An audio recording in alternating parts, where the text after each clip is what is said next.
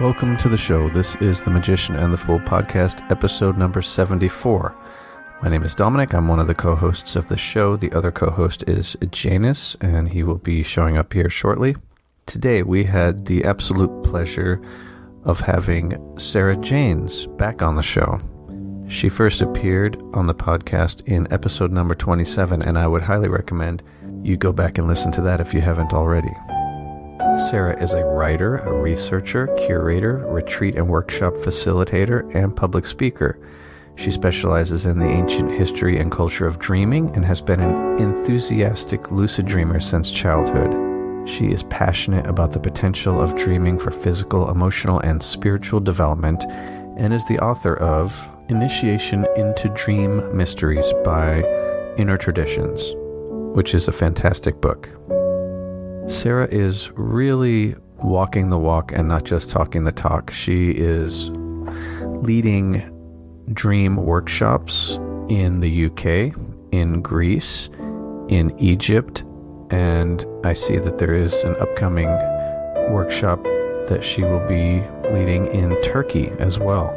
Really amazing work that she is doing. She is rubbing elbows with archaeologists, anthropologists, historians, authors, scholars, mystics, and she's really living the dream, no pun intended. We would highly recommend you check out what she is up to and strongly consider actually participating in what she has to offer. You can find all about her and what she's doing on her website, themysteries.org. This was really a fantastic conversation. It was so nice to talk to Sarah again and just see how far she's come since last time we had a discussion with her. Really cool stuff, and we hope you enjoy. We dedicate this to Hermes and Asclepius. May any merits that we accumulate doing this work be distributed to all sentient beings, so that they, together with us, may equally realize awakening.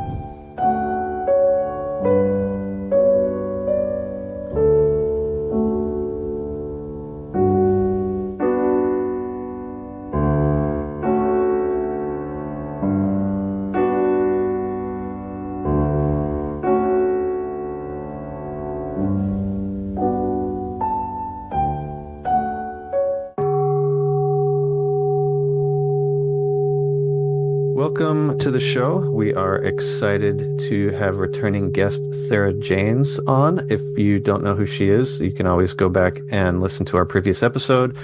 Look her up online, but she is an author and she hosts dream retreats and teaches about the ins and outs of ancient dream practice. You could probably give a better explanation of what you do than that, but welcome to the show. Thank you so much for having me back. Yes, welcome. Yeah, so let's just kick off maybe with a brief introduction of who you are, how you got into this, and then we can jump into what you're doing presently and what you've got going on in the future. So I guess even as a little kid, I've always been interested in lucid dreaming. And then I started a lecture salon in 2012. And one of my guests was Dr. David Luke, who's a senior lecturer in exceptional human experiences and psychology at the University of Greenwich in London. And he mentioned something about a lucid dream trial that he was taking part in, and that he had visited a sleep temple in Gloucestershire, which actually, interestingly, was worked on by Tolkien. And it inspired Lord of the Rings because the two archaeologists, Tessa and Mortimer Wheeler, that excavated it, had Tolkien as their assistant. And that's where he became very interested in like Old Norse etymology and all that kind of stuff. And he wrote like a whole book about it. And they even found a curse tablet there that described a ring that if someone didn't return it, they were going to be cursed forever. So from then, I kind of realized, because through the course of running this lecture series, I discovered or kind of realized that my favorite topic was ancient culture. And when David Luke mentioned that I'd visited a sleep temple, I realized that I could combine my interest in sleeping, lucid dreaming and dreaming with my interest in ancient culture. And I also co-hosted a podcast with Anthony Peake, who's written a lot of books about life after death and perception of reality and all these kinds of subjects. And during the course of that, we interviewed someone who was an editor for Inner Traditions. And I pitched my idea for a book that essentially tracks the history and culture of dreaming in the ancient, mostly sort of Western esoteric tradition. And I had it published with them. And so from then, I went to visit some of the sites associated with dream incubation and healing dreams, divine dreams, oracular dreaming.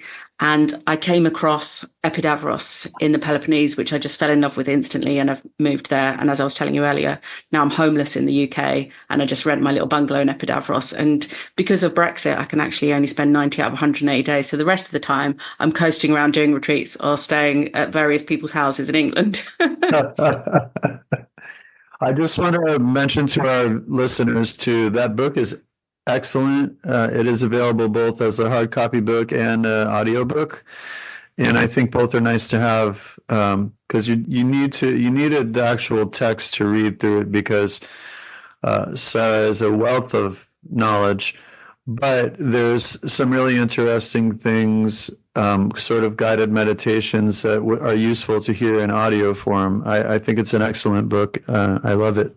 Thank you. Yeah, since we're talking about the book, would you mind kind of going a little bit more into detail about kind of the structure, the outline, what the book's about, and what readers can find? Yeah, the book was, I wanted it to have some narrative sections in it. So I've always been a huge fan of novels. Like, I've always absolutely loved novels, especially magical realist novels, things like J.G. Ballard, Nabokov, as well as sort of more classic magical realism.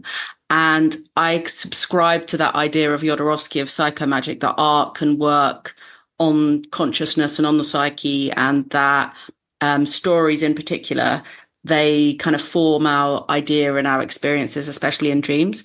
So I wanted to create little sections that would give people the chance to imagine at least what it may have been like to live in a particular time period, and kind of set context, like kind of almost make a set and setting for the dream experiences. So for every chapter, once I'd written about a historical period or a culture and their relationship with dreaming and their beliefs around dreaming, I incubated with the research that I'd done and set an intention to have a dream that would show me a scene from a particular place and time. And so every dream that I had, I then turned into a kind of short narrative section, not even really a story, more an experience of a person from the perspective of that particular time period.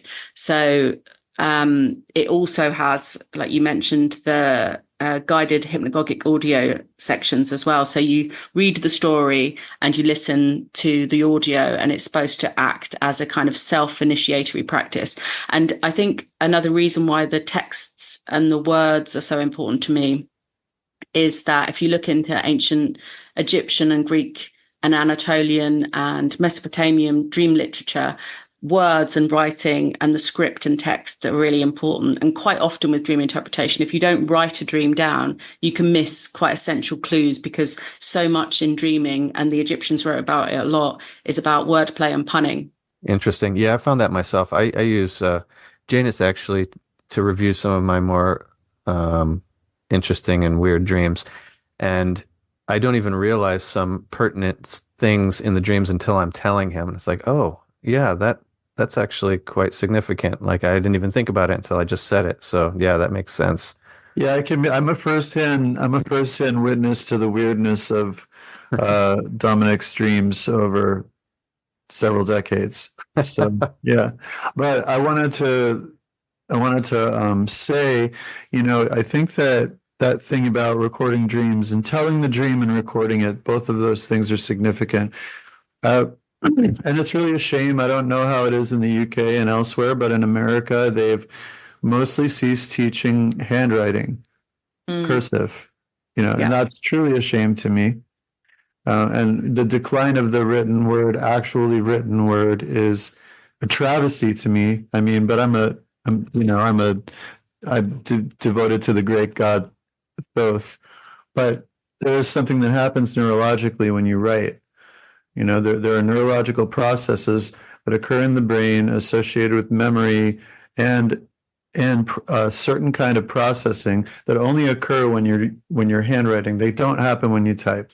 Yeah, I couldn't agree more with that. And I actually think that even perhaps more than light emitting devices is why people don't record dreams very much anymore. Because one thing I really notice is that if, lucid dreaming, one of the defining characteristics of having a lucid dream is you don't forget it. It doesn't evaporate upon waking like ordinary dreams.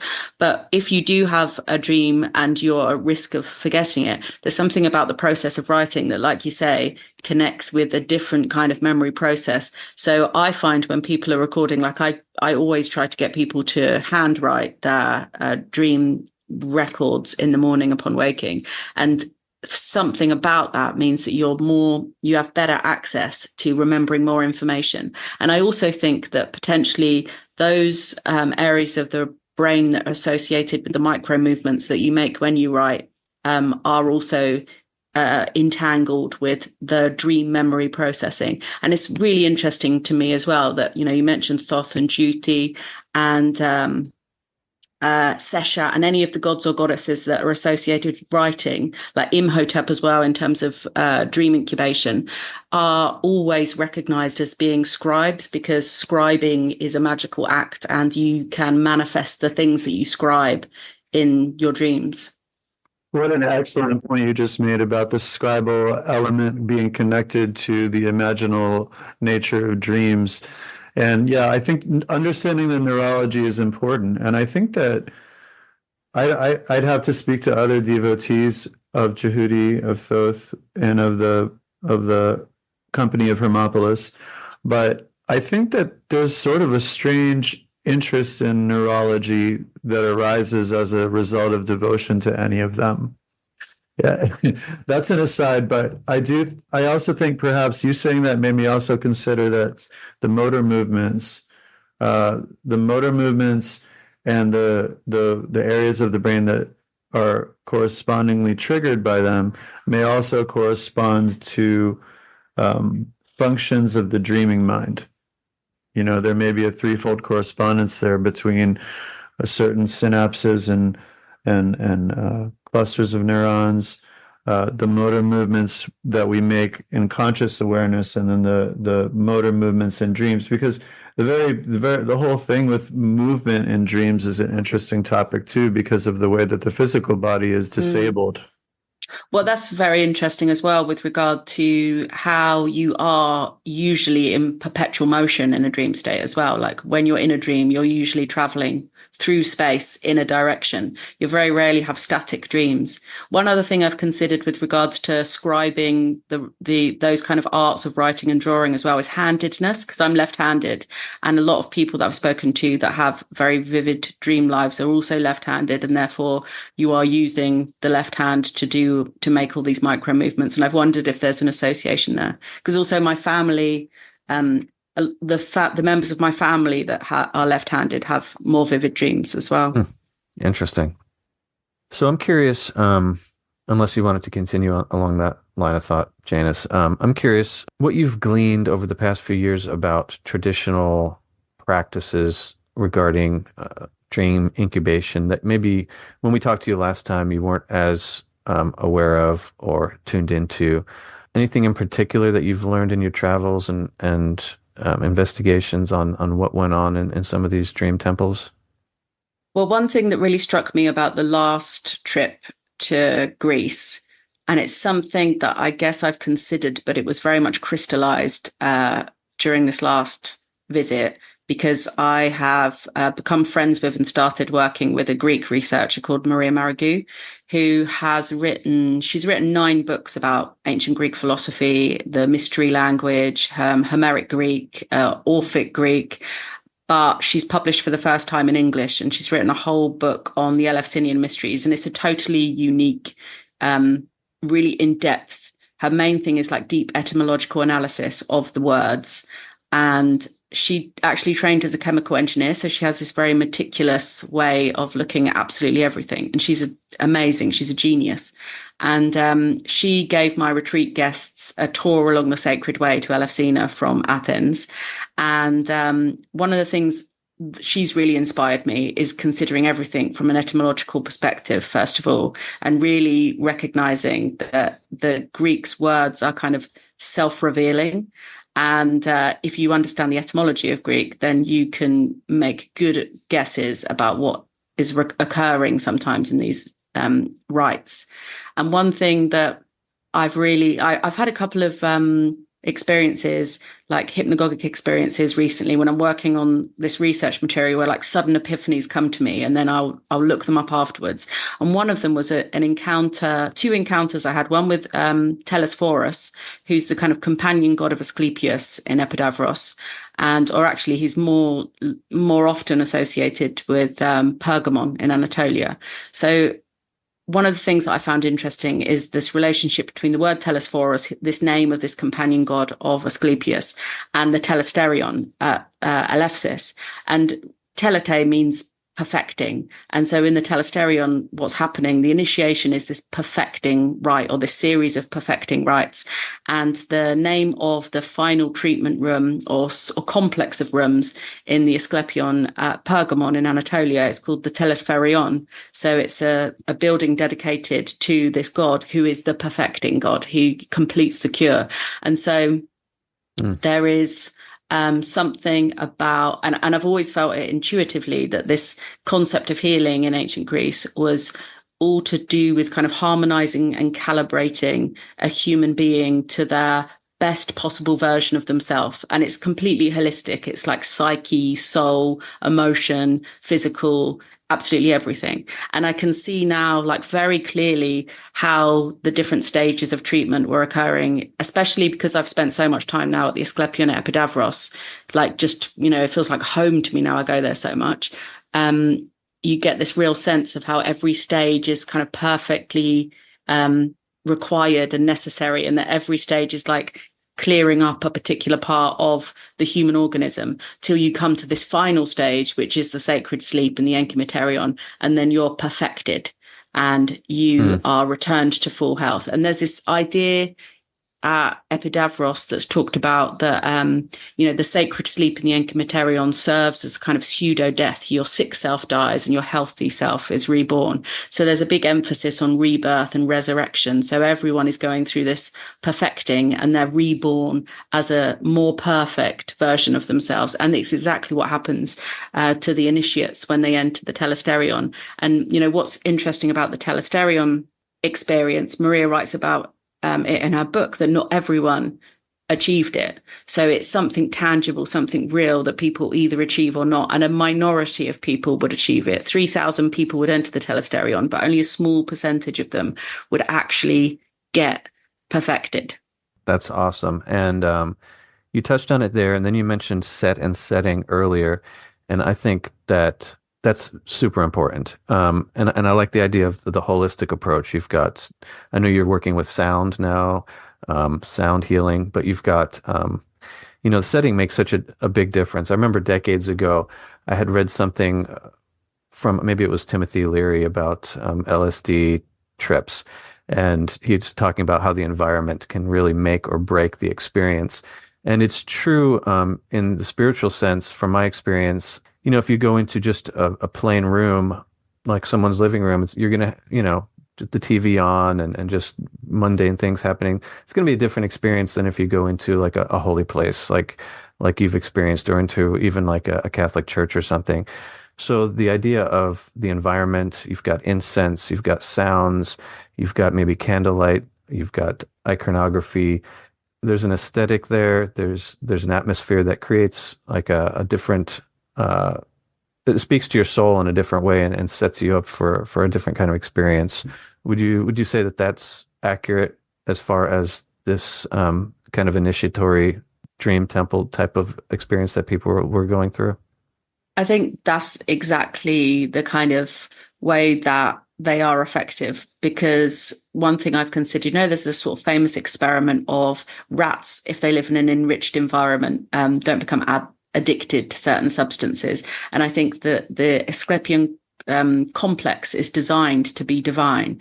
And so by living and being in this divine space, your body kind of calibrates to the divinity of your surroundings. And similarly with the Eleusinian mysteries, you have 6 months to prepare yourself for this experience, So you start with the lesser mysteries in the springtime, and for 6 months, you're getting better and better every day. You're behaving well. You're being more pure and more humble and more focused and aware, so that when it finally comes to this great procession to the sanctuary in the autumn, you're very easily affected by the whole experience. And I think with the treatment that occurred at the Asclepia, you go through similarly treatments of purification, of catharsis, ritual theatre. And one of the interesting things, you mentioned sound. So I'm working now with a sound worker. And one of the theories about the thymeli, which is the kind of centerpiece of the sanctuary of Asclepius at Epidavros, it's this circular building. It's called a tholos, which is usually an altar or a shrine.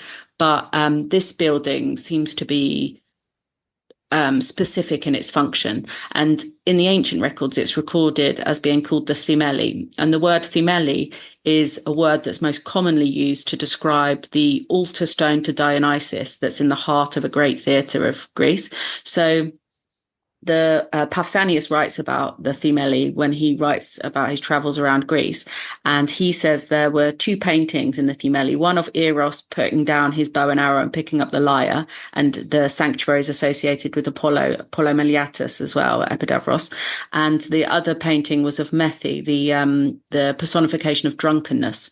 So I think what was happening in thymeli is like a ritual, musical, healing experience. And one of the theories about it is that it's basically a kind of architectural instrument that people would enter and be kind of inside the music. So Hippocrates writes about music being used as therapy, and they recognized 2 different types of music to be specifically applied medicinally. There's like a kind of frenzied, wild Dionysian music, and then a harmonious Apollon type music. And the structure of the thymeli, it was the most expensive building ever built in the Peloponnese at the time.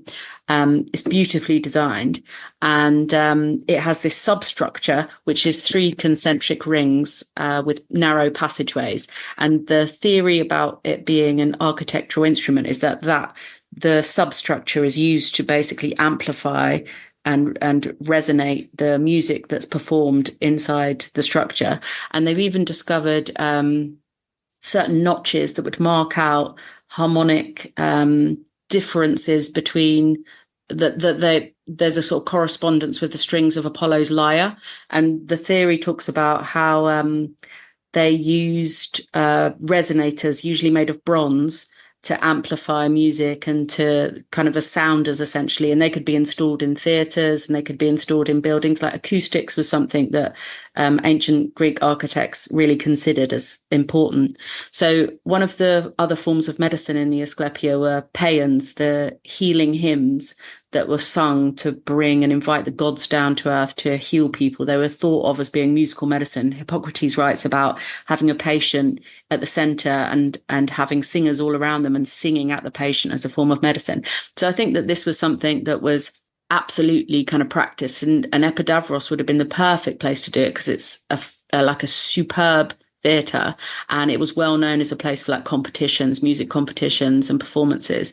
And given the paintings that were installed in that place as well, it does seem to serve a ritual function. And the fact that the whole building is kind of has the same name as this altar stone of Dionysus as well, suggests that there was some Dionysian medicine applied there. And then it's next door to the Encheimaterion. So after this treatment of sound, you could go into the Encheimaterion, and that's the final stage where you're perfected in dreams. Awesome. I think we take things like writing and sound, music, for such granted nowadays, because we have instant access to music. We can listen to any song at any time, anywhere. And, we've got unlimited access to books, and we don't realize that we really are what we eat. And that is equally relevant, when we're talking about food, as well as information that we're taking in. And it's so interesting that we don't even realize. I mean, if you're talking to someone and they say something really nasty to you, then you feel bad, and you might feel bad for the rest of the day. It might make you sick. You might have, an upset stomach. It might physiologically affect you. It might transfer into your dreams. I mean, it might continue on for the rest of the week, if someone says something really nasty to you. And conversely, if someone says something really nice to you, it may have the opposite effect. You may your problems may seem to melt away. You might feel really good for the rest of the day and the rest of the night, and your dreams might be more clear. And so just little things like that we take for such granted, but they're truly significant in kind of our overall well-being. And so something like this would really magnify that sort of taking in of information and how we register that and how it affects us. So I think that's something that people really need to consider, just in general, like what you're consuming. Yeah, and I would also add that even today, so many people who profess interest in these topics, whether as ancient religious reconstructions or esotericists and occultists, or people, involved in these, so many of them are unaware of the shifts in consciousness and what they feel like, and the tangible, palpable experience of the manifestation of the gods. And also, this is something that it's inexpressible verbally, but for those who have had the taste of the manifestation of the apoptia, of the epiphania, it's it. Even when you walk into an environment where this has happened, you can sense it through the senses of the soul. And this sort of taste of the sacred, of the numinous, is an essential component of these experiences. Because if you're speaking to your normal materialistic person in our culture, in our Western culture, and even people who don't see themselves as materialistic, were raised within a culture where they were subconsciously imprinted with a materialistic bias. And so that bias carries over, even if they're consciously open to these things, into a sort of subconscious or unconscious resistance to these experiences that has to be uprooted or dissolved within the psyche. It's a form of sickness, in my opinion. All of that to say, you enter into one of these environments, and they have been attuned to and designed to facilitate that liminality, which encourages and facilitates and encourages contact with the sacred and the imaginal world. And it's such a real thing, that contact. It's such a genuine thing. It is true, it is real, but it isn't material. No, but I think there's also a kind of relational and kind of covenant aspect to it. It's interesting you mentioned secrecy. Before I forget, it's another thing that really kind of struck me talking to Maria is this idea that the notion of secrecy and the mysteries of whatever happens in Elefsina is not necessarily so much about not telling anyone what happens. It's about it's inexpressible. It remains a secret because you can't vocalize it or describe it sufficiently to anyone. And that intuitively seems very correct, because given the fact that not everyone in the Telesterion has the epiphany, the experience, that makes sense, that it's not just about a kind of rising through initiatory grades. It's very much like a felt experience. And one thing, I mean, I guess essentially I would consider myself to be an animist, and I think that the ancient Greeks were animists.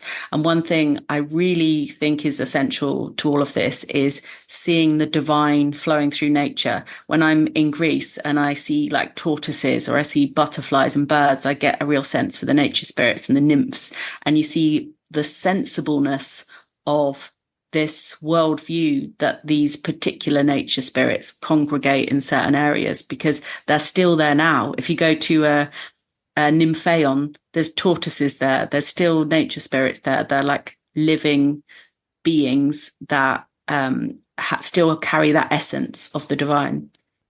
I stuck my head in an ancient Nymphaeon the other day and a bat flew out. That's awesome. Well, and even those animals carry the consciousness. They're in the animistic worldview, which is, I believe, the correct worldview. The animals have a consciousness that is, if you think of it Neoplatonically, in direct procession, prohotos, from a deity. So the animal is a functional expression and an extension, even an organ, you could say, of the deity, of the deity. Everything in nature really is an organ of one of the divinities, and all of nature is speaking continually, which is the basis of the hieroglyphic script. Well, this is something that I talk about kind of exhaustively, is how interesting hieroglyphic scripts are in terms of how you then perceive reality. And one thing that struck me, when I was teaching myself hieroglyphs during lockdown, is that when you are communicating ideas using images that depict the real things of the world, every now and again, in just the right set, you will see the words of God written out in front of you in the real world. So suddenly the real things of the world are conjuring up language, which is why the Medu Neja are God's words, because the real things of the world are the script of reality. That's a great way to look at it and to think about it. It changes your whole perspective, really. You dream differently as well when you learn hieroglyphs. Like, there's something about different areas of the brain being involved in processing visual, image, symbol information and the phonetic values. So you start to make associations. And obviously dreaming is so association based that when you're learning Middle Egyptian and you're looking at the hieroglyphs, you can't help but make visual associations with the words as well as phonic associations. Yeah, and then if you have a dream with those symbols in it, then you can wake up and actually interpret the dream according to the language you know. Okay, there was a lion and a fountain and a bee in my dream. Exactly, yeah. And so much of ancient Egyptian dream interpretation is exactly that, like turning things into words. And I like what you said about the script too, because it brings it back to divine drama. Because there's a script in the sense of all of reality being a living language, but then there's the script of everything being the sort of, to borrow an Eastern term, the lila or the play, but also the play, like the actual play on the stage. All the world's a stage, and what a play has a script. Yeah, one of the other kind of roots of that idea that I absolutely love is in I think it's Sumerian. The phrase Shimir Shatter means the writing of heaven, and that describes the stars. So the stars themselves are the writing on the firmament, and so you can read the stars and then you can understand your past, present and future. Well, that also links back to Thoth, because Thoth is the lord of the stars. He's the lord of the Akhu, which are the stellar spirits who abide in that region of the universe. So it all links back together, and the stars themselves are like seeds in the fertile black earth, but the fertile black earth is also the celestial dome. And then obviously when you look at things like magical practices from like the Greek magical papyri, etc., images are extremely important in kind of shaping reality and changing your reality, not only interpreting things, but actually enacting some kind of change by using certain images and embodying, you are an image of the god, essentially, in some spells. I think there's a Hermes spell where you actually say that, like, I am your image. So, well, that's the whole process of dying. You become a god in death. And, it's interesting how so much of what you recognize or take for granted as being you, that you identify with, is kind of just made up or imaginary. So you can at any point decide to change that, who you are. We're very flexible. That's why I think acting and drama is so interesting, because actors can take on these different personalities. And you mentioned the life being a stage, but also we're always acting because we're acting according to the role that we think we have in life. Oh yeah, I mean, we act one way when we go to work. I'm a certain person, and then I come home, I'm a certain person, and in certain settings, you're a different person potentially. So that's absolutely the case. For sure. Well, I think it's something interesting. We talked about the holistic healing setting of the Asclepia. And one thing I really notice is how an individual is affected by their environment. If you live in a sort of cluttered, chaotic, messy house, that can then start to make you ill. You talked about people saying horrible words to you, but living in a messy, chaotic, stressful house will also make you ill. And one thing that can often help people kind of break out of negative patterns or experiences is just moving. I was so delighted to give up my flat in Hastings because I wanted to start a new life. Sarah, one thing I would like for you to elaborate on, maybe we can return to Tesphorus. Yeah. Because he's an intriguing figure. I first encountered him in Jung and Jung's famous carving, and I always was mystified by this figure. And it's so interesting too, because dwarf figures in many cultures are often very magical beings. Of course, we're talking about the Egyptian mysteries. So Bes is not only a spirit, but a whole category of spirits that have very magical apotropaic qualities, healing, protection. And Tesphorus seems to be, on the one hand, connected to these sort of dwarf or childlike spirits. But another association I can't help but make when I look at Tesphorus is a possible connection with Kautos and Kautopates from the Mithraic Tauroctony. Because they're dressed very similarly, and they're also short. Yeah. Well, so I had this experience with Tesphorus in a hypnagogic reverie where he told me that I had to get to know him, and the way to know him was to really know his name. And so I did a lot of research into the etymology of Tesphorus, and I came to the conclusion that Tesphorus, because he's kind of specific to Pergamon, is so called because the mythical founder of Pergamon is Telephon.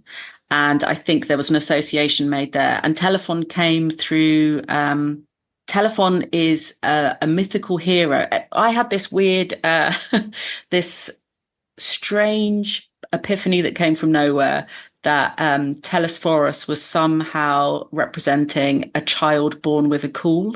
I don't know if you've read about the mythology or the folklore surrounding caul births, but in ancient times, and actually up until relatively recently, there are recordings in London newspapers where sailors were purchasing babies' cauls to protect them at sea.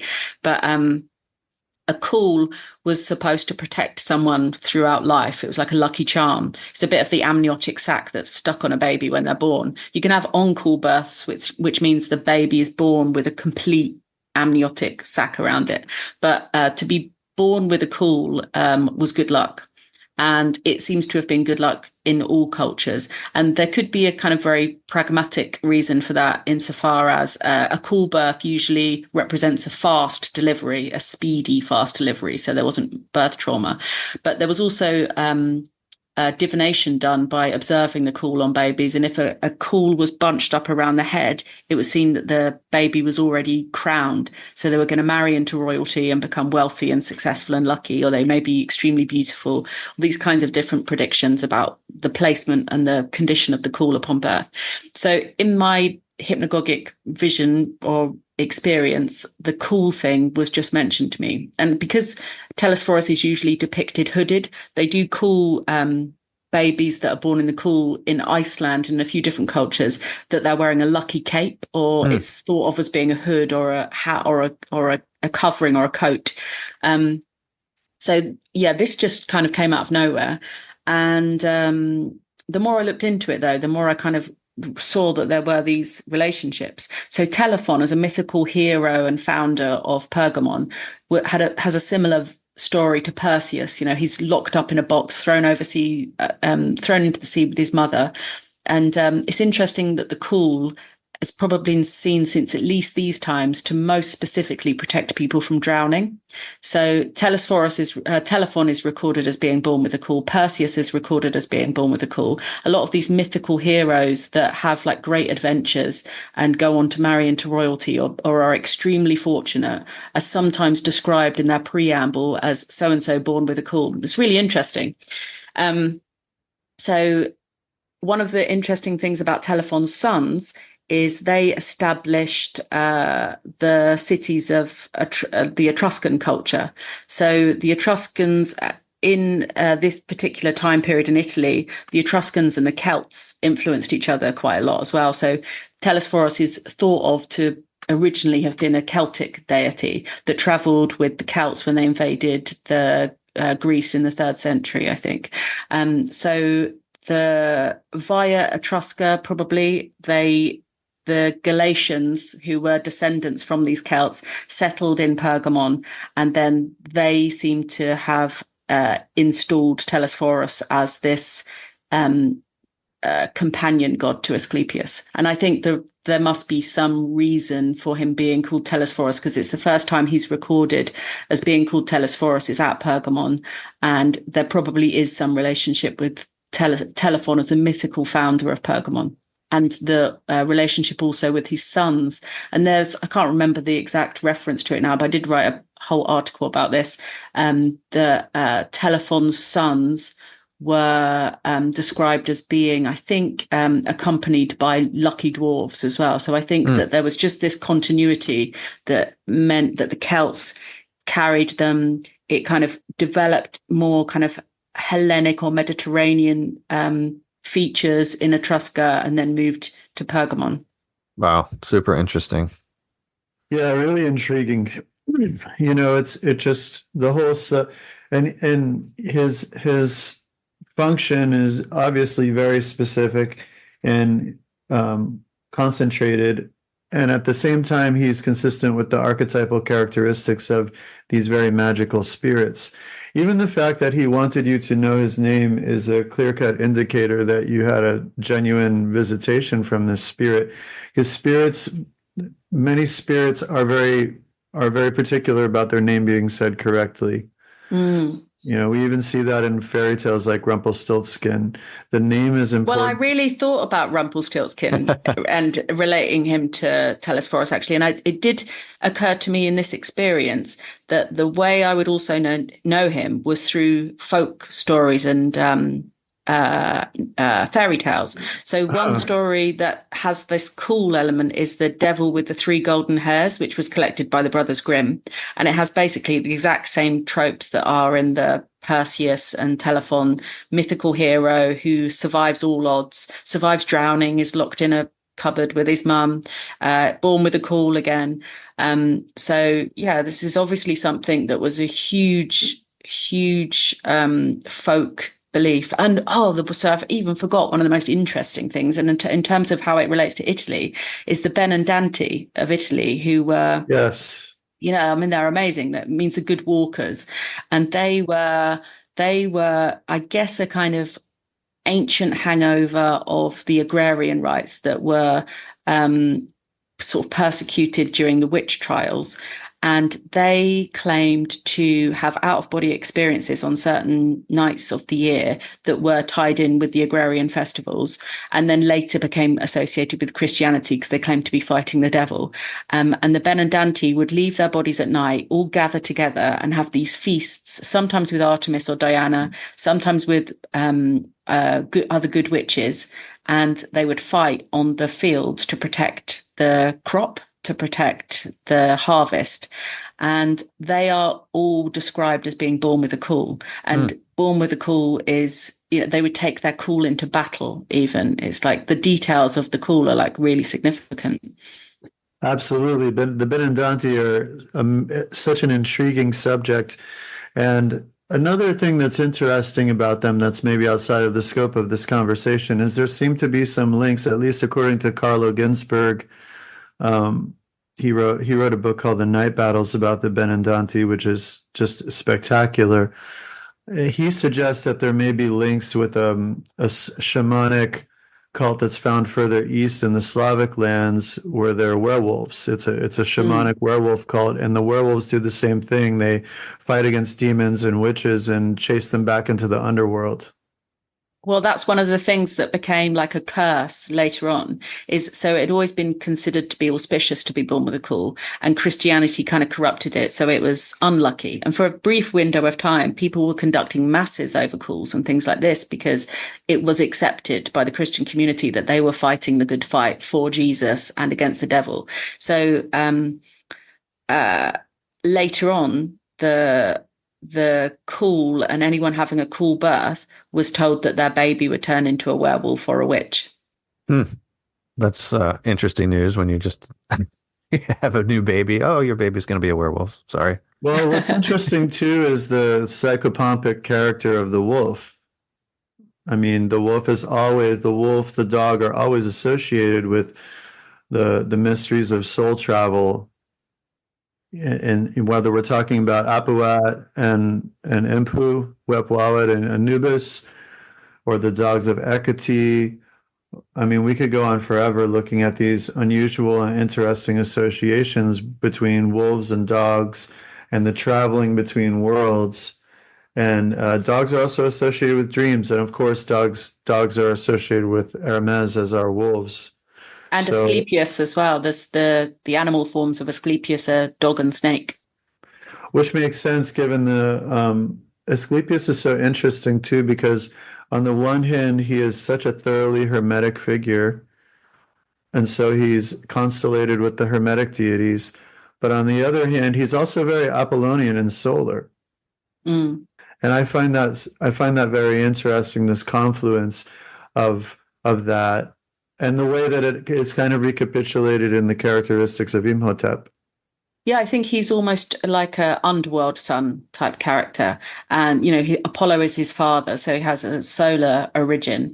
And another interesting kind of relationship between the ideas of the Asclepion in the Etruscan culture is the Etruscans had syncretized their god Verjovis with Asclepius, and Verjovis is kind of the anti-Jove. He's the underworld Jove, so he's the god of underworld, thunder and lightning, sulfuric springs, and the underworld. And he is the god that they went to for healing and for not so much oracles, mostly healing. And his statuettes of Asclepius, Verjovis, Aegea, all those kind of gods can be found in Italian sulfur spring areas. And, one of the things that really strikes me actually about being in Greece is how people that live in volcanic regions can feel the breath of God so much more potently than those of us who generally don't live in areas where there's a lot of volcanic activity. You can feel the earth breathing in a tangible way. And one of the things I've been researching a lot, because where I'm living in Greece was a very well-established part of the world for the Mycenaean culture. There's lots of Mycenaean settlements, and the village that I'm in, there's loads of Mycenaean ruins. And we visit Mykines, we visit the citadel of Mycenae on the retreats very often, walk through the Lion's Gate. And all of these settlements are built over fault scarps. Like it was a conscious decision to build in these very volcanic, fault scarp littered landscapes. And the the area where I live, Arcaea Epidavros, there was tectonic activity that flooded the port. So you can swim over a sunken villa and things like this. But on the Acropolis there, so there's a small Acropolis at the bottom of my road, and there's this rock-cut shrine on it. And they always built their oracles over these fault scarps, like they were purposefully trying to be as close as possible to the gods of the underworld. So these things are like significant considerations when they were building settlements, when they were constructing oracles. So, you know, actually being there, you get this essence, this actual feel for things, and you start to know where to look to find stuff. And in the area that I'm living, there's stuff absolutely everywhere. You know, you can just tell that there's like thousands and thousands of sites and buildings and temples that haven't been discovered yet, because, you know, so lots of these places are quite hard to access. Yeah, I mean, obviously my mind goes to like the oracles, the Pythia at Delphi with it's thought that there were gases that had some influence on their oracular experiences. I'm interested now to see what goes on, to hear about what goes on with your retreats, because you seem very busy with that, and it seems fascinating. I'm curious what that looks like, what that experience looks like when people go to one of these retreats with you. What's the process? It's not just a sightseeing tour. I mean, obviously there are practices happening. Like, can you explain what's going on? So, I base most of my retreats in the village where I'm living, Arcaea Epidavros, which is it was the ancient town that was the beginning of the sacred way to the sanctuary of Asclepius, which is about 10 kilometers down the road. So it's a really lovely little friendly village, and there are all these kind of temples that, you know, are recorded, but there's not an enormous amount of information about. The only archaeological area that's protected there is the small theatre. There's a small theatre at the end of my road, actually, and other than that, the Acropolis is kind of littered with ruins, but it's all kind of in orange groves and olive groves and stuff. There's a temple to Artemis Orthia. There are, like, Pausanias records a visit to Arcaea Epidavros and describes a little bit about what's there, but it's very, very, very unspoiled. So it's an incredibly serene place to be. Like, I always describe it as kind of having perfect feng shui. You're kind of held in this beautiful bay with mountains all around you, looking out across the Saronic Gulf to the Methena Peninsula, which is a volcanic peninsula. Like I was mentioning, there's a sunken city you can swim over. The sea's kind of shallow and very safe and still there as well. So we do like daily practices of dream incubation. I do like one-on-one sessions with people as well. A big part of it is about visiting the particular sites that are associated with dream healing, divine dreams, and dream oracles. And one thing that I'm especially interested in as well is, like, the area that I'm living, there's lots of mythology based in the Peloponnese. So there are springs local to me that are mentioned in like mythical stories, which I just absolutely love. So there's, for example, near Nafplio, there's the virginity restoring spring of Hera, which is still flowing. It's incorporated into a nunnery now, ironically. So that's an absolutely beautiful, amazing place. And then we also visit Corinth, where there was an Asclepia at Corinth. There are basically Asclepias kind of everywhere, because there's about 400 Asclepias known in the Mediterranean world, and in Africa and in Anatolia, and there's even a couple in England. So there were a lot of Asclepia. Basically, any sizable town would have to have had an Asclepia, because they needed somewhere for people to be healed. The hospital, yeah. Yeah, exactly.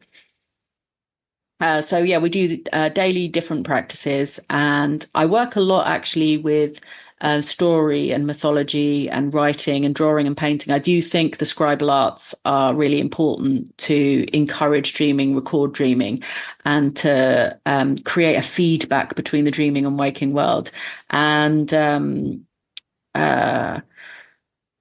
I try to have, because I go to the same places quite often, I try to have a theme, like an objective for the retreat. So, for example, I have one in Egypt next springtime that is focusing on the goddess Orset. And that was something that came to me in a dream. So I quite like them to be dream-led. And Could you elaborate upon that dream, or is that something you prefer to keep private? sorry, what was that? Are you open to elaborating upon the dream that inspired this retreat and then retreat? Well, they're more like dream instructions. Like I just get sudden, like I got the name for the retreat just instantly. And I saw a hoopoe. I'm very into birds. I was in the Young Ornithologist Club when I was a kid. I was just at New Hermopolis and I saw a hoopoe and I was told the name of the retreat. But I have like over the years done quite a lot of research into Allset and Isis and she keeps coming back recently because Isis was obviously a very important goddess in the Greco-Roman period as well. There's a sanctuary of the Egyptian gods at Epidos, and it's where the mysteries of Isis are thought to have been carried out. And it was available for a kind of elite group of people from places like Alexandria, I suppose, like Egyptians visiting Epidos.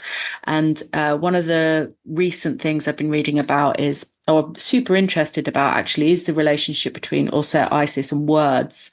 And she possesses the words of power. And so she's very much associated with healing because as the mother of Horus and the resurrection of Osiris, it's her words that are written on the Horosippus, the healing stele, and those have always been my absolute favorite ancient Egyptian artifacts. I just think they're unbelievably beautiful and magical. I agree. And I think they kind of fired me up from the outset to be really interested in this magical view of the world and how words and images can change reality. Well, it's interesting because you mentioned Alexandria, and that image was an important symbol in the diasporic cult of the Hermetic cult in Alexandria, which was also linked to the Isiac cult and that sort of Alexandrian synthesis, and the image of the child Heru Pakered on the stela was one of the signs of that cult, one of the symbols of that cult, from which we get the whole sub rosa, the keeping secret, it comes from Horus. I think that I went to see this exhibition at the British Museum like years and years ago now, Sunken Cities. It was a touring international museum, but I saw some of the most amazing artifacts that had been recovered from Thonis Heraklion, which was a flooded city. It was off the coast of Alexandria, and a lot of material in that exhibition was from ritual material from the mysteries of Osiris, and it was incredible. And they had the most amazing Horosippus I've ever seen. It was just unbelievably perfect.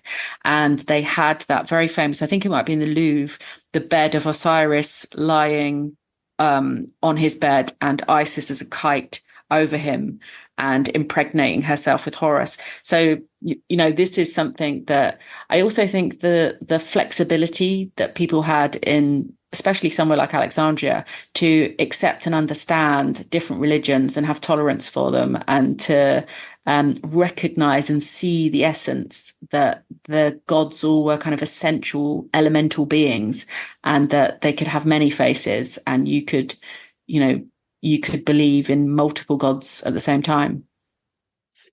Something else that's interesting to me, and well said, by the way, something else that's interesting to me is you're talking about Epidos, and I can't help but see a possible similarity to Napoli. I've been learning more, and I'm ancestrally linked to Napoli in a very pronounced way, and my family is from the base of Mount Vesuvius.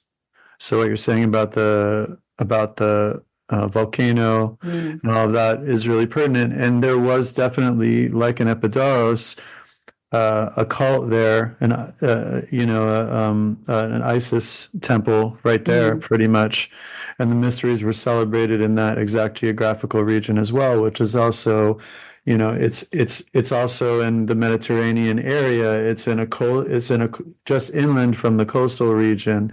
It's at the base of a volcano. So these were probably geographic characteristics which were intentionally selected. Yeah, absolutely. And, talking about Naples, I think it's the Oracle of the Dead at Baia. I had a correspondence with Peter Kingsley like many years ago. I spoke to him on the phone recently because one of my friends who's a publisher in Greece is hopefully going to publish his Wisdom of the Dark. Is it called Wisdom of the Dark Place? I can't remember his book now. His book about dream incubation, basically. And he talks about, you know, the essential nature of the volcano and how that impacts this creation of a worldview. And the Oracle of the Dead at Baia, he actually posted me this incredible dossier that he made because he went there personally. It's his own photographs, his own notes and everything of what it was like. It was an underground recreation of the River Styx that you had to cross and meet with statues of the gods who would give oracles. It's an amazing, amazing record. I would love to visit that. I think it might. I'm not sure it's even possible to get in there now. That's why it was so precious. Like I'm sure there was something like he was the last person or one of the last people to get in there and see it, because I don't think it's very safe for starters. What a privilege, though. Things like that occur are not accidental. There are associations which we nurture from prior incarnations that create, in a magnetic astral sense, felicitous circumstances for meeting where we were before, places where there were important, sort of gestations of consciousness. That is at least my experience. Something interesting that I wanted to mention is that you're talking about the Etruscan culture, which is also a passion of mine, something I'm deeply interested in. And the word that we derive temple from, templum, was actually the template that Etruscan diviners would use when they were performing divination using birds. So it's really interesting to me because you're talking about these dream temples and these temples of divination. And the word temple likely originates from templum, which to the Etruscans was implicitly and directly associated with divination. Yeah, well, I think divination and prophecy also, there's this kind of layered meaning to it. And that's something that I can associate and recognize in this concept of perfecting, because perfecting is a prophecy insofar as it's a revealing of the truth, and the revealing of the truth can be healing. So Maria Marigu, in her book, she writes about how there were records of spontaneous healing occurring during the rites of Alephsis. So within the Telesterion, there's an account of someone who went in blind and came out being able to see. So there is something, and you can make of that what you will. Like, you could just not believe it at all. But I think that spontaneous faith healing events can occur. And if there's some kind of psychosomatic reason for that person to be blind in that perfecting process, I believe it's perfectly possible. One thing I would compare it to is, dissociative identity disorder, where particular personalities can have allergies even, or medical conditions that other personalities don't have. It's like trauma separates personality or hides aspects of the psyche from other aspects of the psyche. So the fact that if someone with DID is having an allergic response and you call in another personality, that allergic response abates in the body. So that is amazing to me. And I think that something similar could happen in that perfecting process. Well, also, if you consider that the mind is non-local and not, again, if we sort of take an anti-materialist approach, the mind is non-local, and from a certain perspective, especially a Hermetic perspective, all things are mind in one form or another.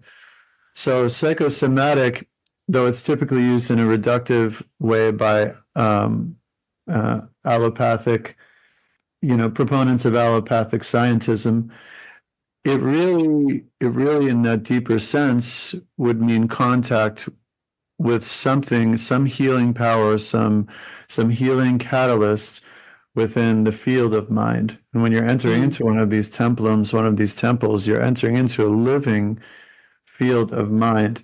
What do you think about, I think it was Gordon Wasson, this would be 40 years ago, 50 years ago, wrote his book on the Eleusinian mysteries. And part of his thesis was also that there were psychoactive sacraments used as part of the mysteries based on variety of evidence. What's your perspective on that? I would say that it would be entirely unnecessary given the preparation that the Mistai underwent anyway. 6 months of readying themselves for it, like extreme pomp, circumstance, expectation, fasting.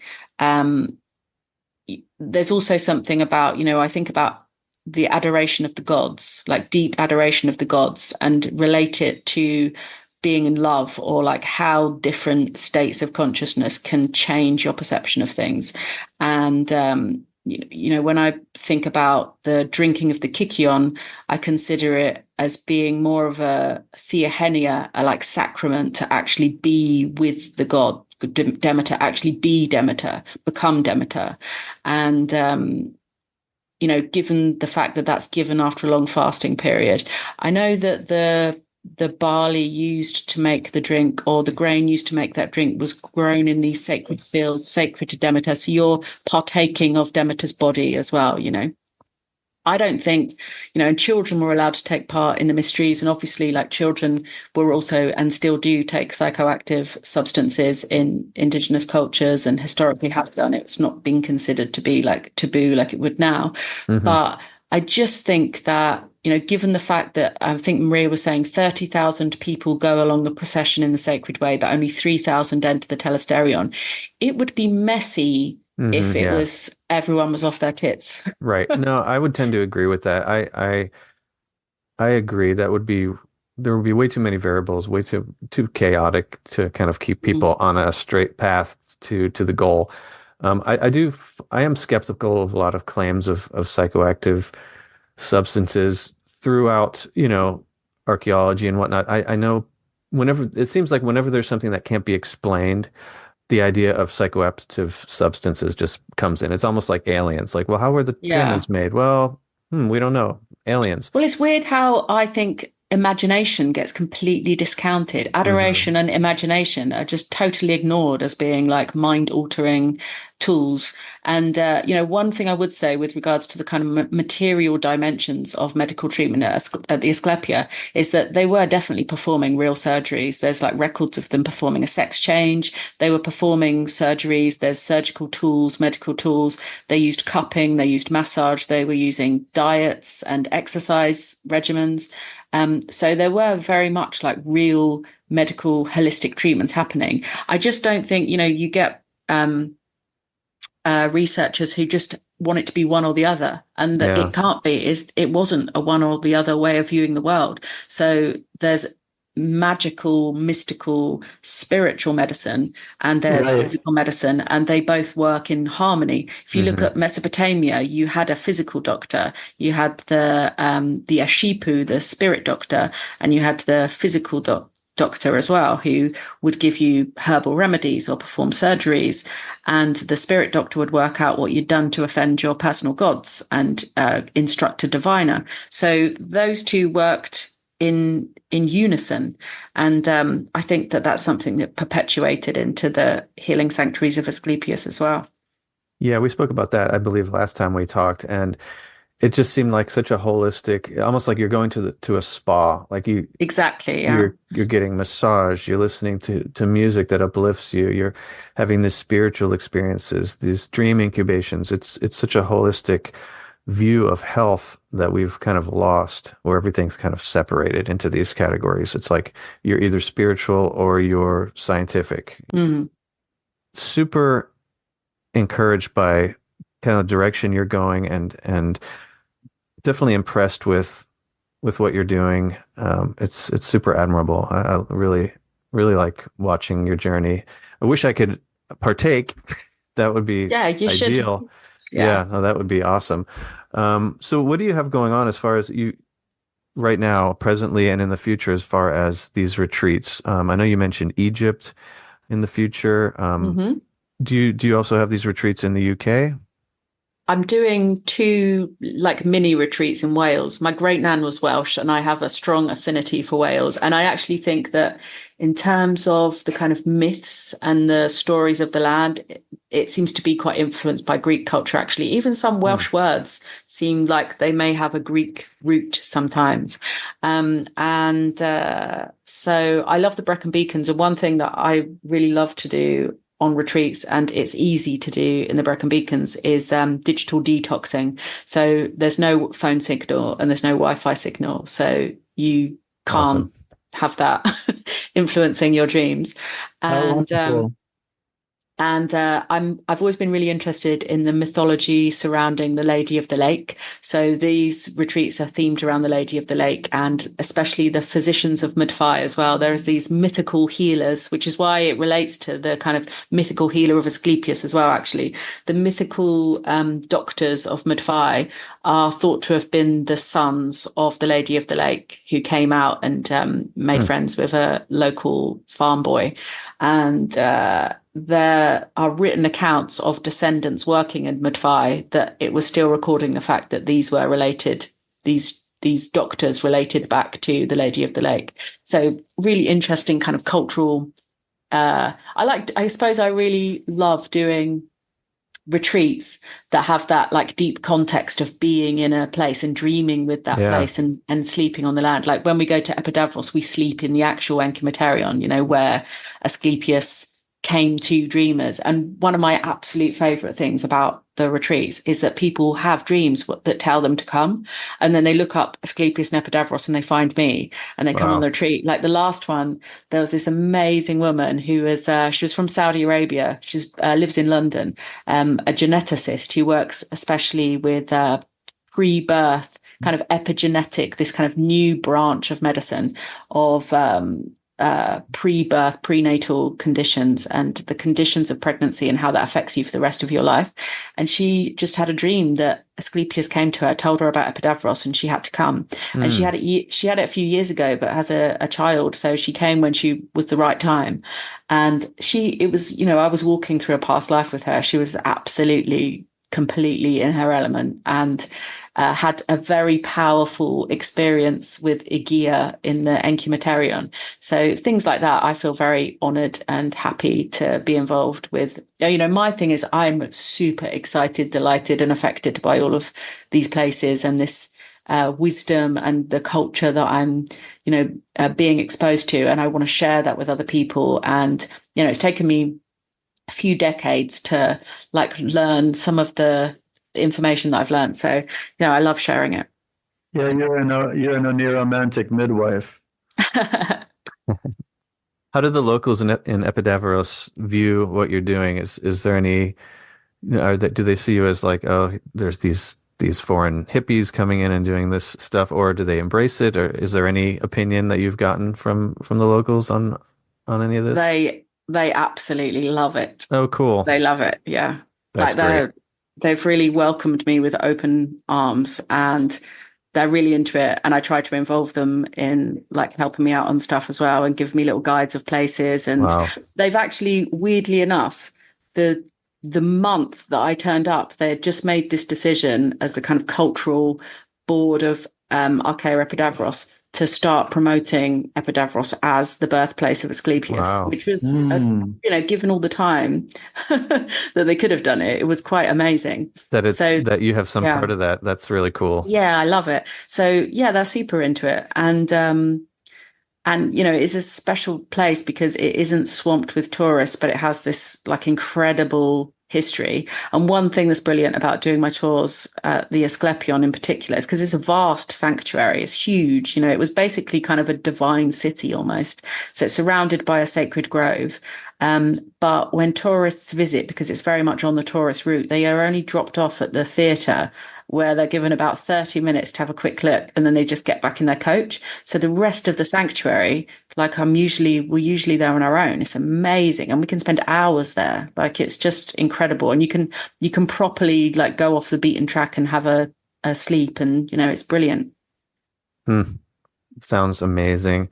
So what's your schedule like? Because you're in the UK now. What do you have planned for Epidavros in the near future? So I'm going to Greece tomorrow, actually. Oh. And then I am, the next thing I'm doing is I'm coming back here. I'm doing a talk for the South Wales Occult Conference. That's what inspired me to do my Welsh retreat, because I'm there anyway and I love it and I want to spend more time there. So I'm then doing like a mini 4-night retreat in Wales, in Mudfie, where these physicians come from. And then I'm doing another one in January, same place. And then I'm going to New Homopolis in Egypt with Mervat for December. And I'm going to do a mini retreat for her Egyptian friends. And then I'm going back to Egypt to do a proper retreat. Like the one I'm doing for Mervat's just going to be like a weekend, but I'm going to do like a week-long retreat after that. And then in May, I'm doing an Oracle Dream retreat with Gary Lackman and Eric Wargo. So Eric's going to join us virtually, but Eric's going to be there in person. And then from next year, I'm starting to introduce kind of other workshop leaders or hosts, because it's quite nice to have other guests to offer other things. So I'm working with a sound healer, Maria Christofi, and Danny Nemu, who's a hypnotist, and he writes a lot about altered states and trance, and he had a whole kind of series of talks about drugs mentioned in the Bible. So Danny's going to join as a hypnotist, and Maria's going to do sound therapy, and Maria's coming to Egypt with me, actually. And then Danny and Maria are both joining us in the Oracle one in May. We're going to Delphi and Livadia to the Oracle of Trophonius, as well as Epidavros. So, and then after that, the next one I have isn't until September, and that's probably going to be like the best one ever. So this is like a total comprehensive, it's called Dreaming Waters, and it's like a total comprehensive Asclepian treatment minus the actual surgery. So I will have Daisy Eris Campbell, who's a dramaturge and playwright, Lee Gerard Barlow, who's a hermetic magnetism coach and hypnotist as well, and Jonah Emerson Bell, who is a diviner and astrologer and works with Hellenic astrology to create charts for just actual dreams. And then also David Bramwell, who's a friend of mine, who's written a book called The Cult of Water. And we're both very passionate about sacred springs and holy springs. And he's done pilgrimages to sacred springs everywhere. So a big aspect of this is going to be drinking the mythic waters of the Peloponnese. And where's this taking place? That one's all in Epidavros. Oh, that's Epidavros. Awesome. As the base, yeah. I have a question for you about something that just occurred to me. What about when you have people coming to your retreats? Do you ever encounter someone who is having difficulty producing a dream? Yeah, sometimes we have that. But one of the things that is quite good about the retreats is I do dream incubation practices during the day. So even if there aren't like long form dreams, there'll be hypnagogic experiences or some material to work with. And then next year, I'm going to be working with Ancestral Magi as well, who are a nootropic supplement company. And the founder of them is Shauhin Ediman, who is an Iranian Sufi, but chemical engineer as well. And they've created this nootropic supplement for lucid dreaming. And it contains Syrian rue.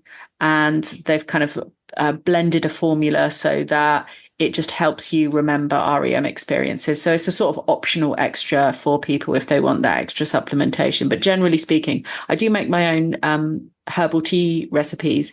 And my way of inducing lucid dreams is to make aphrodisiac teas. Like I think aphrodisiacs work to improve dream experiences and to improve the likelihood of lucidity. What would be an example of a blend, unless it's a secret blend that you don't want to disclose? I have 2 herbs that I think are especially good, or at least I tend to blend them with other things as well. But my 2 favorites are saffron and dittany. Okay. Dittany of Crete? You know, I think that's important, you know, when you're a facilitator of these kinds of experiences, it's important to be able to there's a remediator element of it where you have to be able to meet people where they are. So it's kind of like having a class. You have your high flying students who come in ready to go, already gifted. And then you have your students who may be struggling to get their water wings on. And you have to be able to kind of shift that. And that's an art in itself. And I can see how you would be particularly adroit in that kind of adaptability and dealing with different kinds of people. But at the same time, it's a testament to your efficacy that people are dreaming about Asclepius and then finding you. And Yeah, I love that. Yeah, and then you're dreaming of these tutelary deities who are all connected with each other in a matrix and a web of relationships. Well, I also think time is an important aspect of this as well. So people often report the most profound experiences during the hypnagogic activities we do during the day. One thing that does often happen, especially if the retreats are longer, because I do between 7 and 10 days, is people start to have dream themes that connect the dreams of the group together. So when we're sharing dreams, we recognize, there are these similarities between our dreams, or these things coming up. And one thing that I really love doing is acting out dreams that have happened for the group. So we go to the place, so for example, someone had a dream that we were at the Asclepion and we were all holding hands in a circle around the sacred well. So we did that. And there's something about bringing the waking world and the dream world together that gives you this little moment of I'm not sure whether I'm in a dream or not now. And that in itself is really useful for promoting more lucid dream experiences. But one of the activities, we talked a lot about writing and drawing and painting.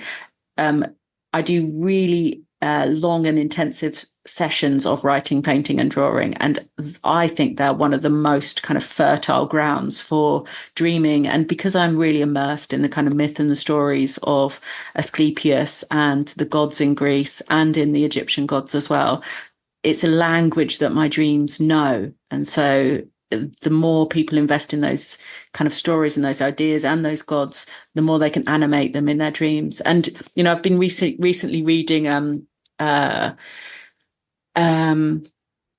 Brothers Grimm. There's a Philip Pullman wrote this Brothers Grimm collection of fairy tales, which I just read from cover to cover. I absolutely loved it. It just reminded me, because I was read fairy tales so much as a kid, and I was so into fairy tales. Yeah. The Greek myths kind of evolved into these fairy tales, that the essence of these Grimm's fairy tales are, have their root often in Greece or in the ancient world. They're just stories told over and over again, shaped by the different cultures that repeat them.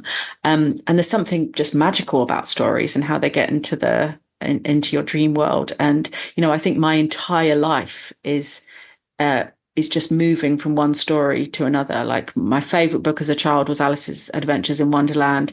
And then my dreams became like Alice's Adventures in Wonderland. And then I was always drawn to any book or film that was about dreams, or any TV show that was about dreams. And so that became my kind of aesthetic. Cool. Yeah, I made it a point when my daughter was younger to make sure to get a book of the Brothers Grimm and Aesop's Fables, which is another really ancient collection of stories, just for that reason exactly. Because I also grew up with fairy tales, and Jack and the Beanstalk and things like that were really strongly, connected to my childhood. And so you can conjure up that imagery so powerfully as well, can't you? It's right. When I reading Philip Pullman's book, I could just see the pictures from my childhood book of Hans Christian Andersen or the Brothers Grimm. It's just the illustrations, even I just loved them. Yes. I really, it's easy to engage quite often with very sort of potent visual reimaginings of the stories that you learned when you were very young. They just come back really colorfully. Mm-hmm. And there's also so much in those Grimm's tales. I had recently listened to the original versions of all of them, because when the Grimms collected them across Germania, they collected, many of the tales have several versions, and they initially collected them and they were the ones where ones were incomplete, they formed a complete type, but they didn't alter them or prettify them or make them more palatable. The first edition of their tales were the original tales, and they're grisly at times. They're grisly, but they're also deeply magical. I always loved, my favorite one in terms of the original was The Little Mermaid. I loved The Little Mermaid, and then the kind of corruption of The Little Mermaid. But one thing I really remember from my dad's reading of The Princess and the Frog, like that really stuck with me, my dad reading me that story about how, the frog rescues the princess's golden ball, and then he goes to claim his prize of being allowed to sleep in a bed and eat from her plate. And my dad always told me that the king said, a promise is a promise and it must be kept. And that was the moral of the story. And then when I read the real story, which is she actually doesn't want the frog to sleep in a bed because he's gross. So she picks him up and throws him on the wall. And that's what breaks the curse. So what breaks the curse is actually the exact opposite of doing what you're told. It's completely going with your own instincts, which was like quite a eye-opener. Totally agree. Yeah. And there's one of my favorites in the Grimm collection is this one where there are three brothers and they travel into the woods and they each have a hunting knife and they stick their hunting knives into the tree and they say, well, come back to the tree to see how we're, if we need to know how one of the others are doing when we're splitting ways, we'll come back to the tree and look at the knives. And two of the brothers return to the tree and see that the other brother's knife is covered in rust, and they know that something has happened to that brother. And there's so many instances of sympathetic magic in these stories, like actual practiced magic. And it's been a sticking point for me for a long time that you can really learn more about practical magic and the principles behind it from fairy tales and folk tales and nursery rhymes and you can from some florid expensive esoteric book full of purple prose. Yeah, that's a great point. And I think that's the original versions of those stories is where I look for like folk information about Greek mythology as well, because I think that a lot of that wisdom was transferred into the stories. And Marie-Louise von Franz, her writing on the symbolism of fairy tales and folk tales is just amazing. And it's Jungian, so it's totally connected to dreams. I think that she was just as brilliant in her own way as Jung, and whereas he was focused more on myth, she explicitly concentrated on fairy tales and folk tales. And it is amazing how she tunnels into the depths of these tales and excavates the hidden unconscious contents within them. Just having this conversation, something came to me about the story of Hansel and Gretel, which was also kind of something that was really like embedded in my mind as a kid. Me too. And yeah, it's such a strange story and kind of a horrific story in so many different ways. But I remember, and I think it actually influenced the way that I was able to deal with certain situations in my dreams as a kid, because in the story, these two kids are hopeless, essentially. They're out in the woods. They've met this crazy, bizarre witch, and she lives in this bizarre house, and she captures them. And everything is so hopeless and sad. I mean, their parents abandoned them multiple times into forest to die.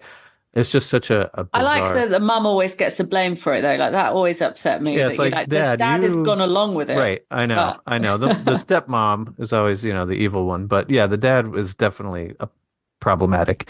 But as a kid, I really found hope in the fact... I couldn't believe they actually won. Like, they pushed this witch into the furnace and got away. And as a kid, that was always so hopeful for me. Like, wow, like this situation seems so dire, and yet these kids managed to kill this witch. So they very much keep their cool, I think, very much. Because I always remember that bit about Hansel sticking a chicken bone through the bars of his cage to trick her into thinking that he's still really skinny and she needs to keep fattening him up. Right. Well, that's also that Germanic pragmatism at work, the cool head, the practicality, the just no nonsense.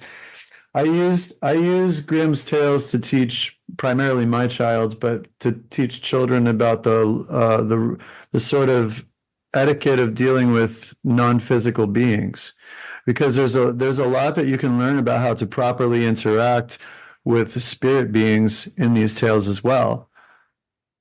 And they're responsive. They're responsive to things like they're responsive to things like kindness and good character. And if you're given a gift, you always give a gift in return. That's a very important element of it.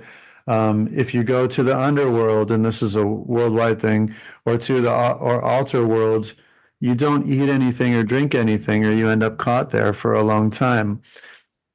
Things like that, and the way that time moves differently in the other worlds.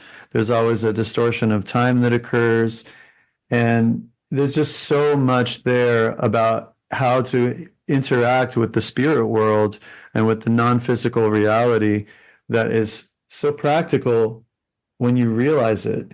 Yeah. Like, these go from being fairy tales to these practical illustrations of a really vivid imaginal life. Although some of them are just morbid. I know we've been on this topic for a minute now, but I do want to mention there is one tale that is awfully morbid, where these children the children have a father who's a butcher. And so the older child decides to play act his father as a butcher. And he has his other sibling hold the youngest child, and he stabs the youngest child like a pig and kills the child. Wow, I don't remember that one. Yeah, so the mother's upstairs, and she's washing the baby, and she comes down and sees that this has happened, and in a fit of grief, kills those children. But then she runs upstairs to find that the baby she was washing in the tub drowned in the water. So then she kills herself, and then the father comes home from the butcher shop and finds them all dead and hangs himself in the house, and that's the end of the story. I don't remember that one. That's very Greek mythology like sounding as well, isn't it? Who is it that kills his wife and child in like a kind of hallucinatory frenzy? I mean, doesn't Hercules kill his Hercules, wife? Yeah. Reminds me of that. I always liked the elves. The elves and the shoemaker is much more jolly. Yes. But even there, like if you look at the worldwide mythology of brownies and little elves and things, there is something, like you're supposed to pretend you don't see them. You're kind of supposed to avoid them. And if you do certain things which you think would be to say thank you to them, they might consider that an insult and leave. Well, I think they're pleased, aren't they? Like they do all their work, and then the shoemaker and his wife stay up really late one night to see who's doing it. And then as a gift, they make them a lovely little set of clothes. And then they don't come back because the cycle has been completed. I loved that. Yeah. Well, and is Red Riding Hood, Red Riding Hood actually gets swallowed by the wolf, and then it's like cut out of the wolf's stomach, and they feed the wolf rocks or something. It's totally different than what you learned in the more sanitized modern version. But yeah, we've been on this topic for a minute. Which is fun. I actually have to get moving back to work here shortly. Is there anything that you guys still want to cover? Well, there was just one other thing I should have mentioned, actually, is I'm going to do a 7-part series for the Shift Network next year, which I think is starting in May. So that's fantastic. Like Wow. Yeah, it's like every session is themed around a pairing of gods or goddesses, and it's kind of dream work exploring them as themes. That's fantastic. That's spectacular. Oh, wow. Tell us and we will boost the signal. Wonderful. Where can people find kind of your schedule or kind of a list of what you're doing? Is there like a main website that you have that lists out everything? Main website is themysteries.org. Perfect. And your book is called Dream Mysteries, and it was published by Inner Traditions. Yeah. And it is both available in hard copy and on Audible. Sarah, again, I'm just so impressed by what you're doing. Also, maybe a little jealous or a lot jealous. But just thanks for coming on. Thanks for doing what you're doing. My pleasure. I think it's amazing work. I think people should definitely check it out and participate. So, yeah, thank you again. Thank you both so much. We are honored to have you on today. You're one of our all-time favorite guests, and we are humbled by everything you do. So we wish you the very best. Oh, thank you. Kali Nikta.